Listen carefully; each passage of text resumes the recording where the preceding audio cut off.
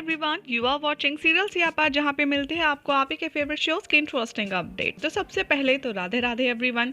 आज रात के राधा कृष्ण के एपिसोड की शुरुआत में दिखाया जाएगा कि जो श्री कृष्ण है वो अपनी माँ यशोदा से युद्ध पर जाने की आज्ञा लेते हुए नजर आते हैं और वो कहते हैं कि अगर मेरा मित्र यही चाहता है कि मैं उसके सामने आकर के उससे सामना करूं तो यही सही। गोपियों की रक्षा के लिए मुझे जाना होगा माँ, ये मेरा कर्म है और मेरा फर्ज भी। माँ यशोदा अपने पुत्र कृष्ण को आशीर्वाद देती हैं और कहती हैं कि ठीक है, यशस्वी भव, जीत कर ही लौटना। और श्री कृष्ण यहाँ माता के पैर छूते हैं और युद्ध के लिए आगमन करते हैं।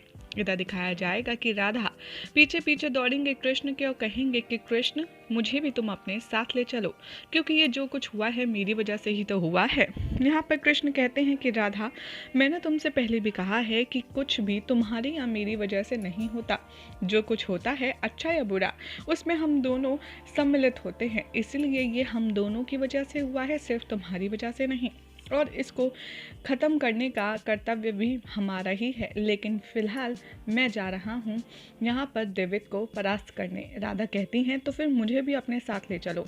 कृष्ण राधा को समझाते हैं और कहते हैं कि ऐसी जिद मत करो राधा, क्योंकि अगर तुम वहाँ गई, मैं नहीं चाहता कि मेरा संपूर्ण ध्यान तुम्हारी सुरक्षा पर रहे और मैं ऐसे में देवित को परास्त नहीं कर पाऊंगा। इसलिए बेहतर यही होगा कि तुम यहाँ बैठो और मैं देवित से लड़कर आता हूँ और गोपियों के प्राण बचा कर आता हूँ। राधा कहती हैं कि लेकिन कृष्ण, वहाँ गोपियों की प्राण संकट में है, मैं यहाँ आखिर कैसे बैठी रह सकती हूँ, मुझे भी ले चलो। जैसे तैसे कृष्ण राधा को समझाने का प्रयास करते हैं और स्वयं आगे रथ की ओर अग्रसर हो जाते हैं। यहाँ पर कृष्ण को जाता देख राधा कहती हैं कि कृष्ण, तुम ही ने तो कहा ना, कुछ भी तुम्हारा या मेरा नहीं हमारा है, तो यह युद्ध भी हमारा है, इसीलिए मैं भी युद्ध में शामिल जरूर होंगी और गोपियों के प्राणों की रक्षा करूंगी। और राधा पीछे पीछे श्री कृष्ण के रथ के दौड़ने लगती हैं और कहती हैं कि अगर तुम्हारे साथ नहीं तो तुम्हारे पीछे ही सही, लेकिन मैं अवश्य जाऊंगी।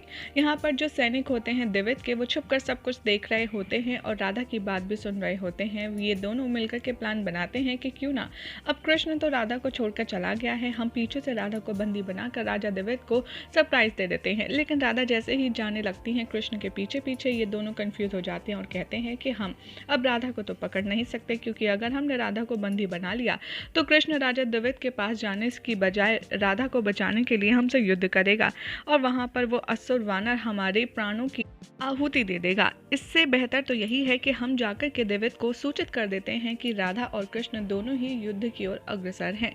वो दोनों देवित के पास जाते हैं। इधर दिखाया जाएगा कि जो गोपियां होती हैं वो काफ़ी ज़्यादा डरी सहमी गुफा में कैद होती हैं, जिसमें से एक गोपी कहती है, कितना अंधेरा है यहाँ, मुझे तो इतना डर लग रहा है, लेकिन अब तक कृष्ण क्यों नहीं आया। कृष्ण चाहता तो वो आकर के अपने सुदर्शन से इसका अंत कर सकता था, लेकिन अब तक कृष्ण हमारे प्राणों की रक्षा करने नहीं आया है, क्यों ना हम कृष्ण को सहायता के लिए पुकारें। फिर एक गोपी कहती है कि नहीं, अगर हमें नर्क का द्वार खोलना है तो वही सही, लेकिन हम कृष्ण को भय से कभी नहीं पुकारेंगे। हमारे हृदय में कृष्ण के लिए सिर्फ प्रेम है और जब भी हम कृष्ण को पुकारेंगे सिर्फ प्रेम से ही पुकारेंगे, इसलिए हमें कृष्ण पर भरोसा रखना होगा और हमारे हृदय में जो कृष्ण प्रेम है उसे जीवित रखना होगा।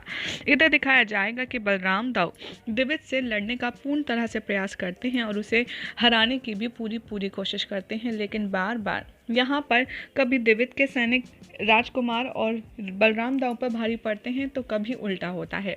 तभी भागे भागे जाते हैं देवित के पास उसके सैनिक और कहते हैं कि हमारी सहायता कीजिए, हमारी सहायता कीजिए। बलराम और उसकी कुल के लोगों से हमारा लड़ना असंभव सा होता जा रहा है, इसलिए आप हमारी सहायता कीजिए। यहाँ पर देवित अपनी शक्तियाँ दे देता है और कहता है, जाओ, अब तुम्हारे पास देवित की शक्तियाँ हैं, जाकर के उन सबको परास्त करो। और हाँ, याद रहे, उन्हें जान से नहीं मारना है, क्योंकि अगर कृष्ण को ये पता चल गया कि उनके भाइयों की और उनके पुत्रों की यानी कि यदुवंशियों की मृत्यु हो गई है तो वो कहीं भय से युद्ध करने का निर्णय छोड़ ही ना दे। तभी यहाँ पर सैनिक आते हैं और बताते हैं कि कृष्ण आपके पास आने के लिए तत्पर है और इधर राधा भी आ रही है, लेकिन समस्या ये है कि ये दोनों के बीच में ज़्यादा दूरी नहीं है। तभी देवित कहता है तो दूरी बढ़ाओ। सैनिक कहते हैं कैसे। तभी देवित यहाँ से कुछ गोपियों को लेता है और अलग अलग मार्ग से चीखें निकाल कर के राधा और कृष्ण को भ्रमित करने का उपाय देता है। सैनिक ऐसा ही करते हैं। राधा जैसे जैसे दौड़ रही होती है उनके पैरों में कांटा चुभता है और वो रोने लगती हैं और उनके मुंह से आह निकलती है। कृष्ण एकदम रथ रोक देते हैं और कहते हैं कि मुझे ऐसा क्यों लग रहा है कि राधा मेरे पीछे ही है और राधा संकट में है।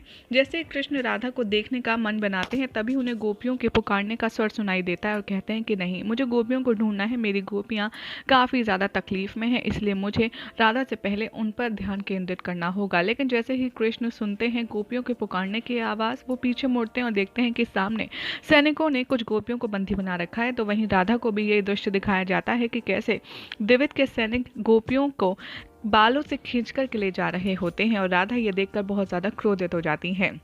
यहाँ पर राधा पीछे पीछे जाएंगी और जैसे ही वो आगे चल के देखेंगी तो वहाँ सैनिक और गोपियों की जगह पे राजा द्विविद खड़ा होता है, जिसे देखकर राधा बहुत ज़्यादा क्रोध में आ जाती हैं।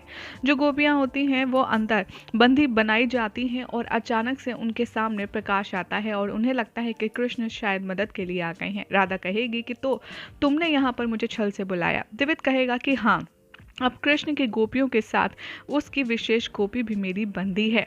यहाँ पर राधा और ज़्यादा क्रोध में आ जाती हैं और यहाँ पर बलराम दाऊ और सभी लोग यही सोचेंगे कि राधा तुम यहाँ क्यों आ गई। राधा यहाँ पर चेतावनी देती हैं द्विविद को और कहती हैं कि मैं तुम्हारी बंदी नहीं हूँ मूर्ख, मैं तुम्हारा काल हूँ काल। और राधा यहाँ पर बहुत ज़्यादा क्रोध में आती हैं और अपनी शक्तियों का प्रयोग करके द्विविद पर प्रहार करती हैं और द्विविद को बेहोश कर देती हैं। ये देखकर सभी लोग खुश हो जाते हैं और बलराम दाऊ कहते हैं कि जो खुद आदि शक्ति है उससे द्विविद भला कैसे युद्ध में जीत सकता है। यहाँ पर राधा युद्ध करेंगी और फिर गोपियों के पास पहुंच जाएंगी उन्हें मुक्त कराने। गोपियां राधा को देखकर बेहद प्रसन्न हो जाएंगी, लेकिन तभी द्विविद पुनः उठ जाएगा और कहेगा कि आज तक मुझे किसी ने हार का सामना नहीं करवाया है, लेकिन तुमने मेरे साथ ऐसा किया, अब तुम्हारी भी खैर नहीं। और वो राधा को भी गोपियों के साथ अंदर बंदी बना करके गुफा में कैद कर देता है।